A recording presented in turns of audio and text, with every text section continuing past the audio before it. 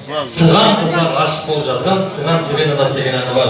Қазірде әнші көп, тек шамшы жоқ дейді. Осы шамшы дей атамыздың, барыстың королі шамшы атамыздың Сыған Сиренадасы деген әнді орындап берейін, а?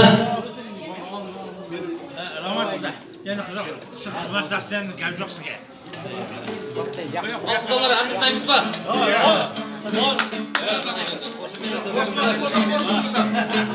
Өлең айтып отырған жақсы.